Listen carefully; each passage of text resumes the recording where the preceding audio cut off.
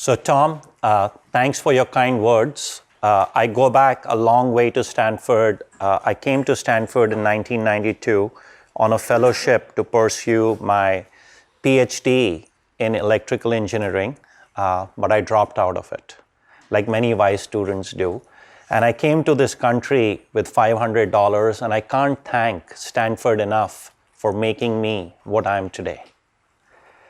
I would also like to thank the entire STVP staff, the Department of Electrical Engineering, which gives immigrants like me an opportunity to thrive in this country. So I start by welcoming each one of you to my talk today. I was wondering, should I start by saying good afternoon, or should I start by saying good evening? The VCs typically start the day at this time by saying good evening. But students, having been an alum myself, I know we work till midnight. So this really is afternoon. So good afternoon, everybody. I'm Navin Chaddha from Mayfield. It's a real pleasure to be with you all here today. One thing I always remember when I was at Stanford, the winter quarter used to be the easiest. It was a breeze. I hope it's still the case. Are you guys with me? I'm just kidding. I'm just kidding. I like sharing jokes and making sarcastic comments. I have another problem, having been a Stanford alum. I like doing last-minute things. So I got here early. I was roaming around. A lot of people saw me outside. I was roaming around on campus, and something struck me. And being a perfectionist, I said, I need to make some changes to my slides in order to talk about it. But I got vetoed by my team. So what I'm going to do is, before I get into my talk, I want to share some of my thoughts. My understanding, serving on the board of the Stanford Venture Engineering Fund, along with 10 esteemed VCs, is that the skills required to succeed at Stanford have grown exponentially since my days on campus almost 20 years back. But not much has changed on the biking front. I used to do this. I'm seeing many of you do this. I still see students biking without helmets, hands-free, holding cups of coffee, checking email, texting, and even posting selfies. I assume none of you guys do that, but for the record, I used to do it. There were no Instagram, and there was no Snapchat, but I used to do a lot of those things. But I'm supposed to talk here today about entrepreneurship. It's the ETL series. So you must be wondering, what did this guy drink before coming here? I just had a cup of coffee at Coupa Coffee. So be careful of what you drink there. I don't know what they mixed in there. But here is the real reason why I'm doing that. I see a lot of parallels in the way you bike with what entrepreneurship is about. You're living at the edge by biking hands-free.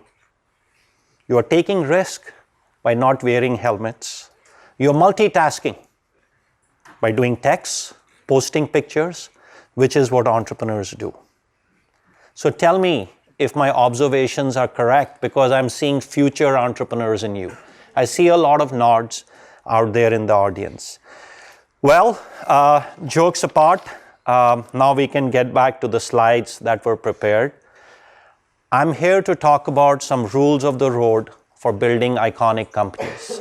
As you heard from Tom, Mayfield has been in business for over 50 years, and we have partnered with thousands of innovators, many of whom came from Stanford and have gone on to create iconic companies. However, if there's one thing I want you to remember from my talk today, it's that company building is a marathon, it's not a sprint. There'll be a lot of ups and downs. It won't be easy. It requires patience, it requires perseverance and grit. But believe me, from my own experiences as a serial entrepreneur, the journey is well worth it. Let me start with my own journey, which is an example of this belief. As probably you can tell from my accent and my looks, many people think I'm not from India, but I am from India. I went to Indian Institute of Technology, graduated at the top of the class. Like many other Indian students, came to Stanford University. I was blessed with a fellowship with $500 to pursue my master's and PhD in electrical engineering. Back in the early 90s, the internet was happening. Based on my PhD work, I started my first company, VXtreme, which enabled the delivery of video on the internet. The basic idea was, how do you take Stanford lectures, which were being broadcasted within classrooms, were available in videotapes in the Terman Center, and make it available over the internet. Once we did that, all VC said, this is Netscape for video, and they start chasing us. I was confused. I've come to this country to study. I'm pursuing a PhD degree. I need to drop off. I called my parents. I called my friends. They were shocked. Right? You really are going to drop off out of your PhD program? Well, somehow they were nice professors, my mentors. They said, why don't you take a 1-year leave of absence and go to this company? Most likely you're going to fail, and you're going to come back and finish your PhD degree. But life didn't have that. VXtreme grew extremely fast and became the de facto standard for streaming video on the internet, getting used by most of the media companies and also by corporations. And 18 months into our founding, we were acquired by Microsoft to become Windows Media. Once an entrepreneur, always an entrepreneur. You taste success. It's like lions, you taste blood, you want more of it.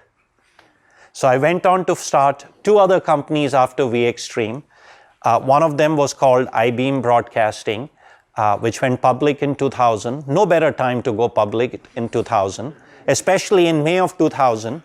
And then you go out at $1 billion, trade at $3 billion, and by end of the year, you're back to $200 million. And you scratch your head and you say, what happened?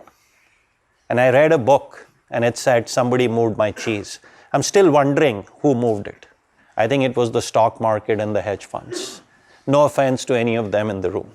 Then I did my third company after that, which was Revio, a software as a services company for small businesses.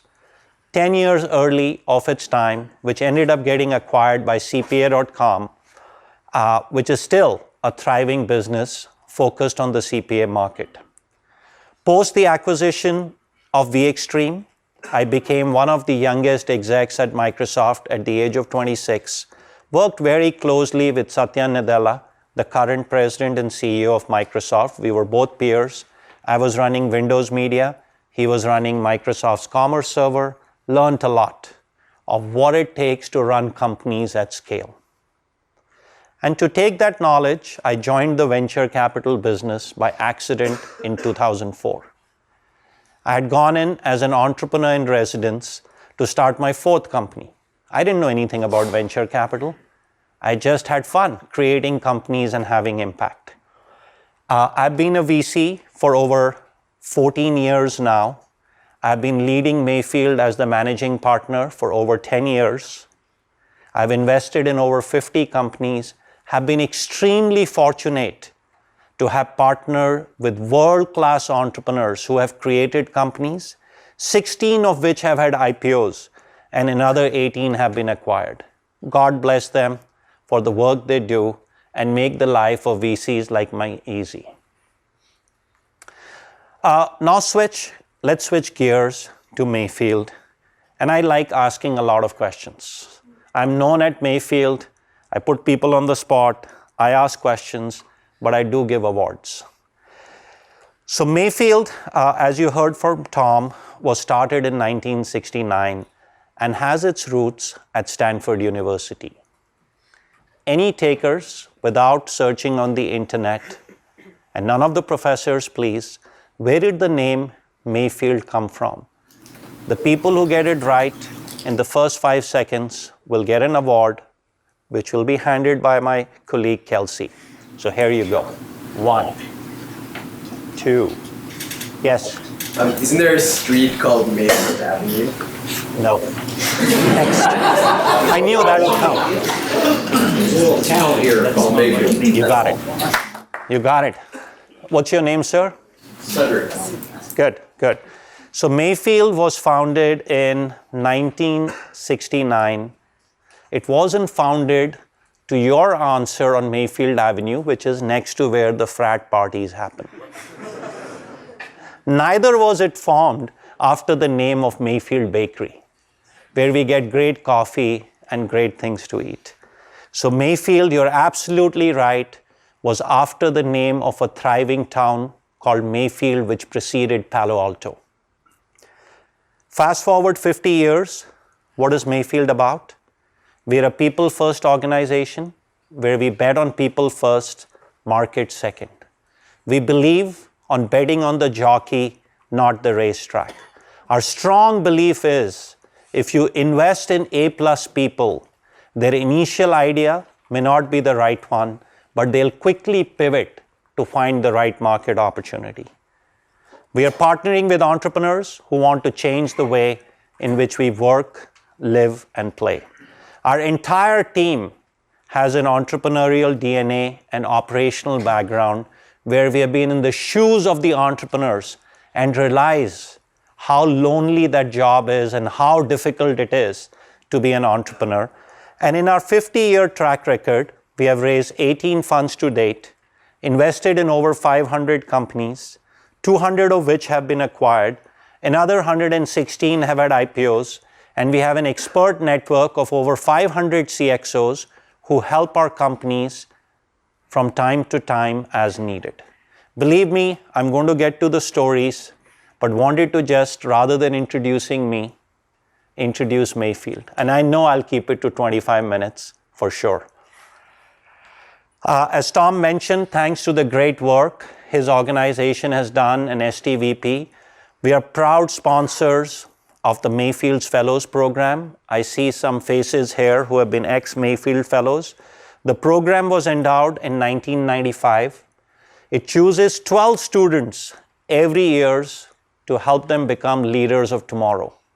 Tom just told me it's becoming a very popular program, and let me see if I get the numbers right, being an electrical engineer. There were 112 applicants that applied, 56 were interviewed, and you chose 12. Is that right? Right. Okay, I passed. The program also has over 250 alumni, many of whom might be in the room. They have started companies like Instagram or are working at startups and well-established companies.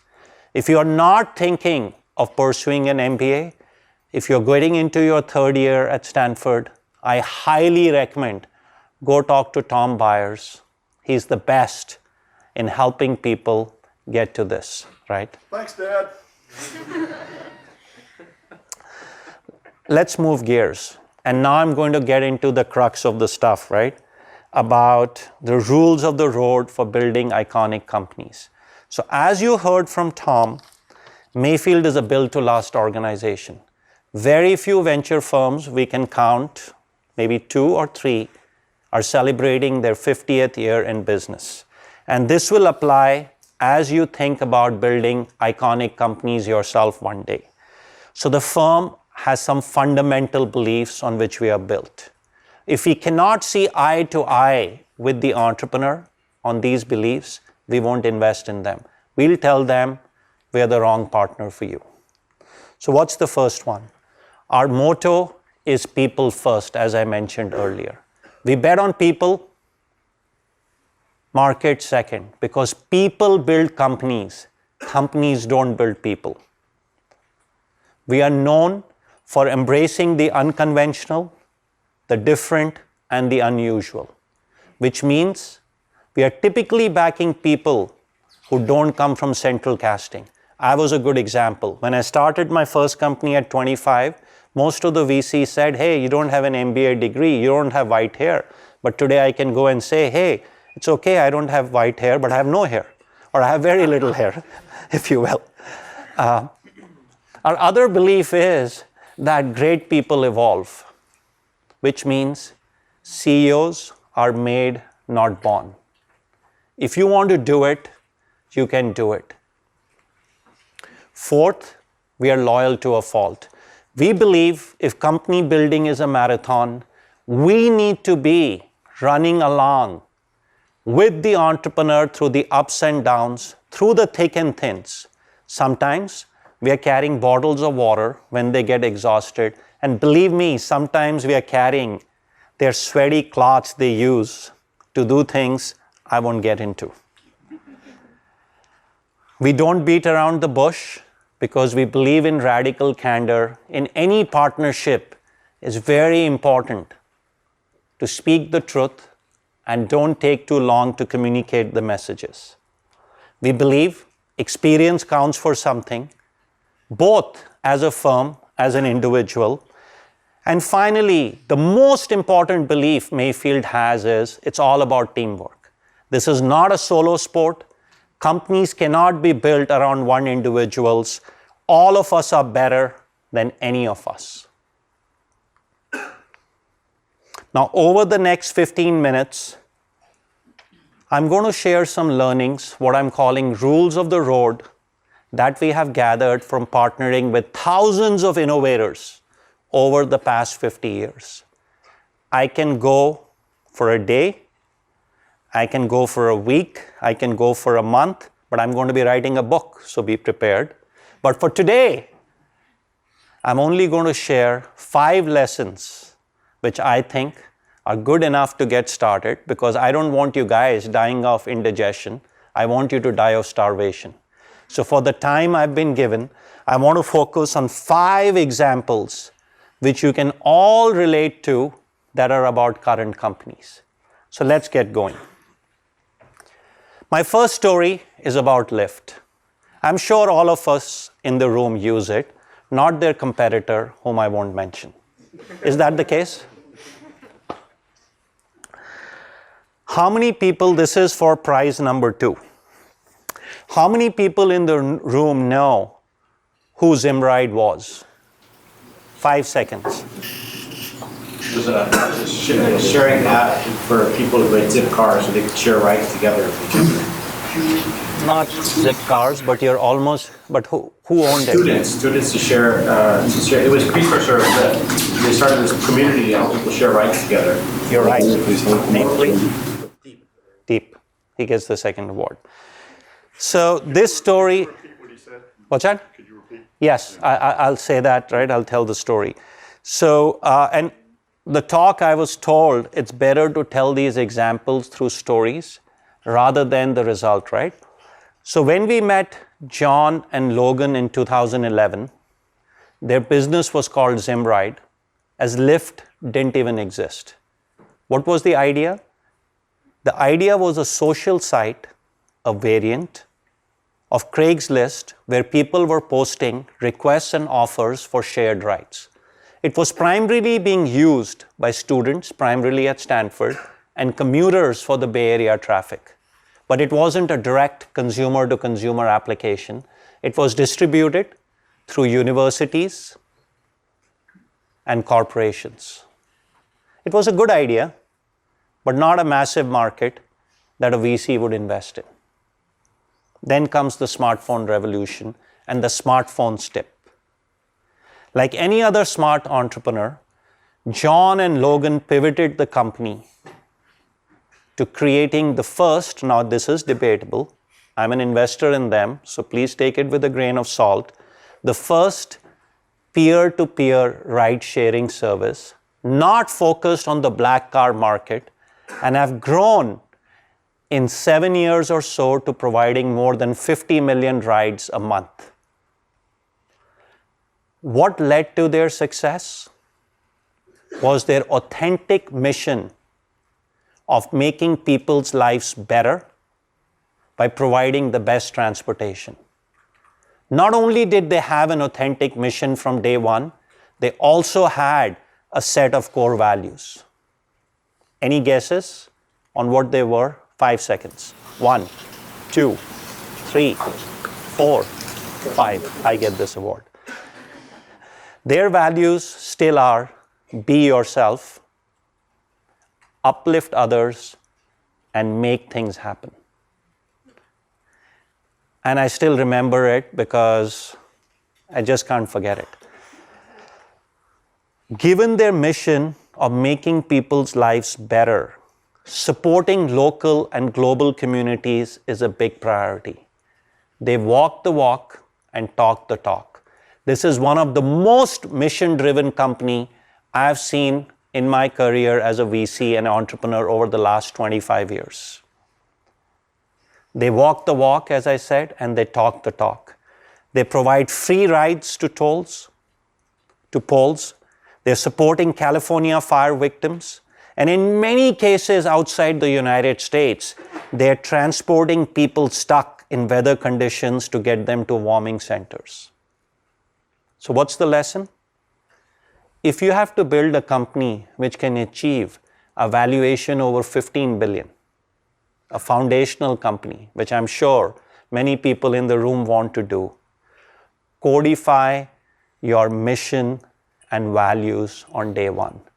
If you don't have that, think about you're going to build a 50-story building and the foundation isn't there. It's going to fall. It'll be the millennial tower. You don't want that. You want to create a real company, so start with the right mission and the right set of values. My second, and I'm going to be cheating, I'm only talking about unicorns and pentacons and decacons today, right? I can also come next time and talk about companies which didn't work. My second story is about a company called Marketo, the leader in the marketing automation space. In 2006, when digital and email marketing were going mainstream, Phil and his co-founders had the mission of transforming marketing from an art to a science and elevate the role of marketeers. Any people in the room thinking of becoming marketeers? Raise of hands. Good, good. I know you're a marketeer, right? So what did they do? They always wanted to start small by solving a simple problem which was very critical for their customers, but always had the vision to create an end-to-end platform for marketing. Their first product was about management of Google AdWords for search marketing. The product met with limited success. You all know how hard it is to build a scalable business on Google. Separate story, separate chapter of another book, but let's focus on what happened. These people were tenacious. They didn't give up. They went back to the drawing board because they believe company building is a marathon, not a sprint. One of their core values was listening to customers first and foremost. Based on listening to customers, they expanded and came up with a new product for lead management for B2B marketeers, which was the easiest to use in the market and became the underpinnings for their end-to-end marketing platform. They worked tirelessly, not only to educate marketeers, but also to elevate their roles in organizations from being enablers to drivers of revenues growth. They not only created a category, they created a movement, Marketo Nation, a community of tens of thousands of marketeers. Think GitHub for marketeers. Why was Marketo so successful? They decided to focus on one functional area, marketing. They didn't go and defocus and said, I'll solve a problem in sales, one day in HR, one day in support. That just doesn't work. So what did they do? Rather than going an inch deep in solving problems in many areas, they built trenches in solving the problems in one area. And rather than being a jack of all trades, they became a king of one hill. What followed? Marketo became one of the fastest growing SaaS companies in the marketing automation space, went public in 2013, and was acquired by Adobe recently for $5 billion. So the key lesson is focus when you're building a company, as startups die of indigestion, not starvation. My third story is about SolarCity. Today, seeing solar panels on homes is becoming fairly common. However, that was not the case in 2006. For that reason, Lyndon and his brother, Peter, and their cousin, the famous Elon Musk, came up with SolarCity. The initial idea was they would install and maintain solar panels on people's homes. But there was one problem with it. Everybody had to fork out 30, 50, 100K upfront. And the ROI was 15, 16, 17 years. And people didn't want to do that. So their initial business met with limited success. Not unlike other entrepreneurs, they said, what can we do? So they did the same thing. They went and talked to customers. They talked to advisors. They talked to mentors. And they came up with a simple business model in 2009, 2010, where they said, why don't we go back to customers and say, you pay us on a monthly basis on a leasing model similar to what you pay your electricity company. What followed? People were used to buying electricity in that way. The example I would give is, I want to have a pizza.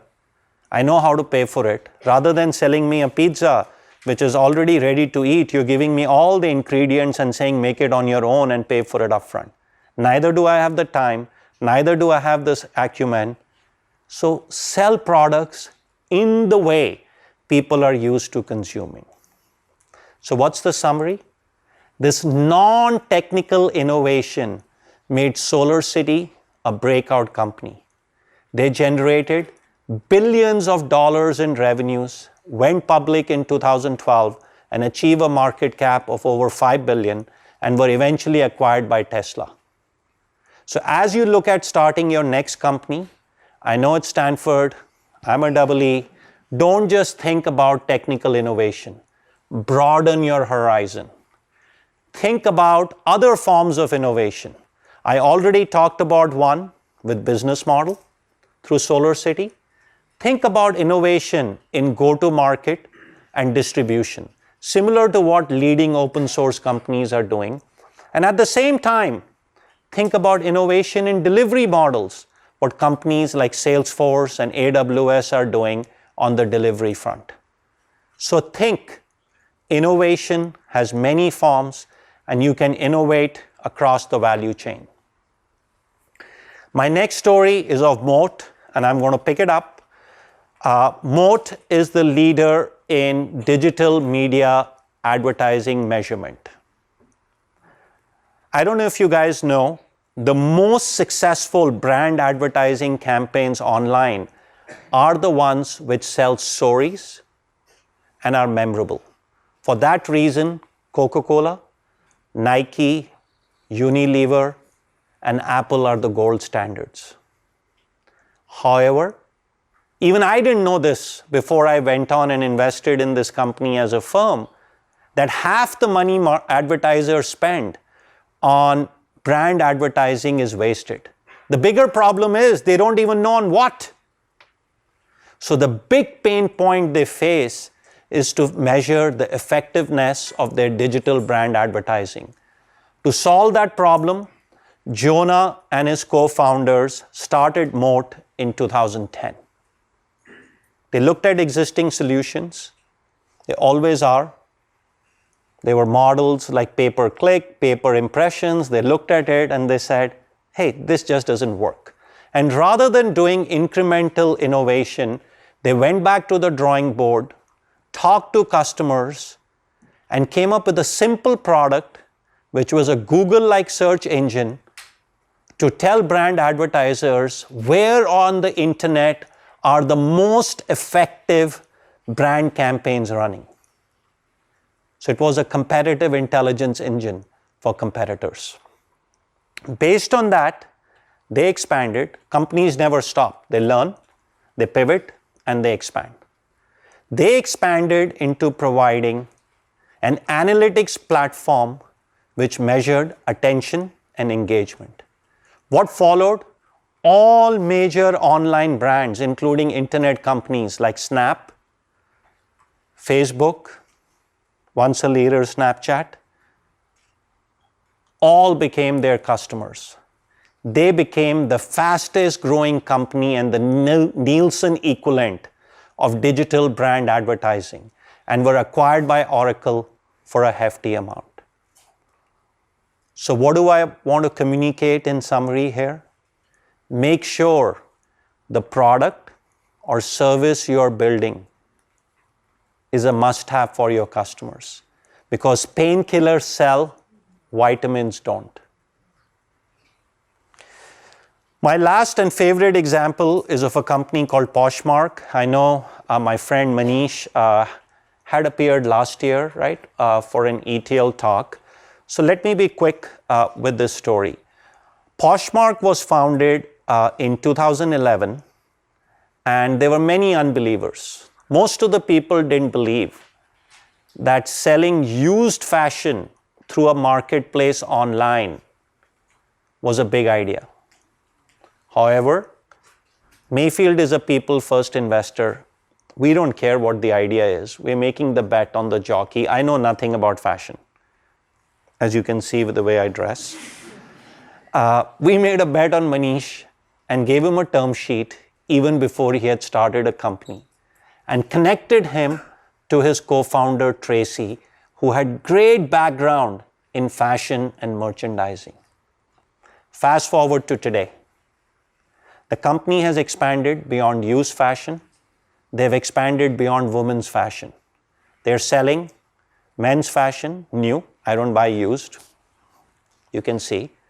It may not be the best, but it's Michael Kors and Joe's, right? Like what Nordstrom sells. So they have expanded from men's, from women to men's, to kids to beauty for both new and used fashion. I'm pleased to further report a sale is made on Poshmark every second. And there are over 5 million sellers who are selling goods from their closets online, and there are over 40 million community members. The platform has deep engagement. It's number 3 in engagement after Facebook and Instagram. Users are opening the application 5 to 7 times a day, spending 27 minutes on it. There are millions of social interactions every day when an item is posted, and 80% of the daily shoppers are repeat buyers. However, the main reason this company is so successful is because they embrace a people-first philosophy. Manish, when he came here, talked about, and he still says it every day, Poshmark is all about love. It's all about customer first. So let me give an example. In the early days, when Poshmark didn't have enough people, Manish himself tried to solve every customer request from 7 a.m. to 11 p.m. daily. Now we know that's no way to build a sustainable company. But what does it speak to? It speaks to the tenacity of the company. It speaks to the culture of customer first. As a result, to this date, the maximum number of employees in the company are not in technology. They're in customer success and customer support. More than 40% of the employees are in that organization. When we are just a marketplace, we don't even touch the goods which are sold on our platform. So in summary, the lesson is, if you have to build an enduring company, start with people, end with people. Take a people-centric approach. Invest in relationships. Don't invest in transactions. People could be your employees. People could be your customers. People could be your partners. They could be your vendors. It could be anybody. It could be even giving back to the community. You do good, which Poshmark is doing. good happens to you. To summarize my 5 rules of the road, first and foremost, you need to codify your mission and values as they are critical. Second, focus as startups die of indigestion, not starvation. Third, innovate across the value chain. Don't just get boxed down into tech innovation. Make sure your product is a must-have because painkillers sell, vitamins don't. And finally, embrace a people-first philosophy. But I said at the beginning of the talk, remember one thing. All that stuff I told you, the slides will be available. You might forget, but remember one thing. Company building is a marathon, not a sprint. It's not for the faint of heart. There'll be many lessons you will learn every day, and keep a nimble mind. If you know all the answers, don't do a company. If you don't know the answers, like the way you bike, like the way you take the risk, jump and do a company. Now, I'm in front of an audience which are overachievers. So I'm just wondering, right, like, what should I tell you at the end, right? I want to share some tips with you. Remember, I talked about, remember only one thing, company building is a marathon, not a sprint. I don't know about you, but I can speak for myself. I'm never going to go run a marathon or climb Mount Everest unless I practice, unless I train, unless I read. Similarly, I think a lot of you people, since you're taking these classes, are eager to start off the company. But I want to share some tips and some lessons that you should keep in mind before you get started.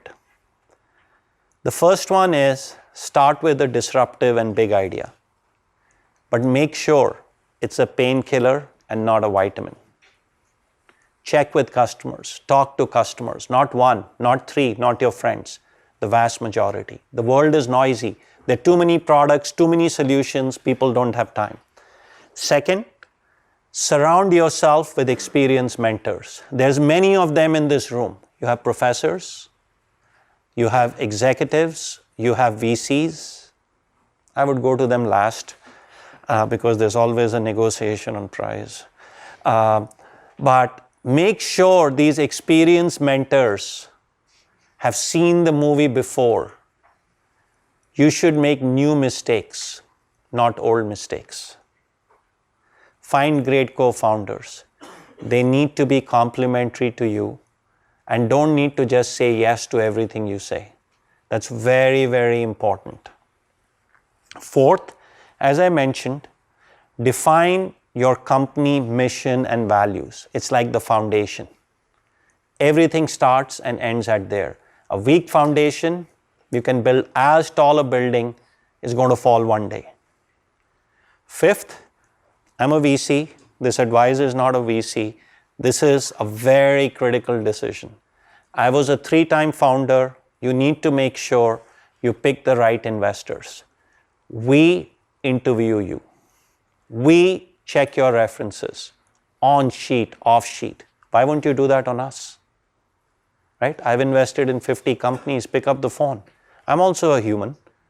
I must have some good things. I have some blind spots. See if there's a match. Can I be complementary, or can the investor you are choosing be complementary to things you need? And finally, and most importantly, this is not an easy road. It's harder said than done. Smell the roses along the way and enjoy the journey. In the end, you can read books. I can give you as many talks. I can write books. You can attend many schools. You can get many mentors. Remember one thing, besides running a marathon and not a sprint, in the end, you are the ones who make it happen. And since you are attending this class, I'm a person with a lot of ADD, but I pick things very quickly. So this is what I found outside the STVP office. That's not part of my talk, I just picked it. First, like you bike and you take risk, dare like an entrepreneur. Second, dream like a disruptor. And finally, I have to read this. It's in some cursive font, so it's not easy to read. I'm just kidding. I like kidding. We'll be faced with a lot of problems in life. But remember, it's a marathon, it's not a sprint. All of us are blessed to be in this room, to be in Silicon Valley, where money is easily available, mentors are easily available. So every time you get a problem, look at it as an opportunity. And finally, I would like to end by Andy Grove saying, hey, your failure as an entrepreneur is very important. Your failure this year is an opportunity to succeed next year. So please keep these things I'm sharing with you today in mind, because it's time for you guys as you graduate to make the jump, take risk, think big, and at most what will happen? You'll learn something, then get started again. If you fall from a bike, you don't stop biking. You just run to the small place, they give you some injections, they tie you the stuff, and you're back to the races. So that's what I had on the official stuff. All right, join me in thanking everybody. See you in the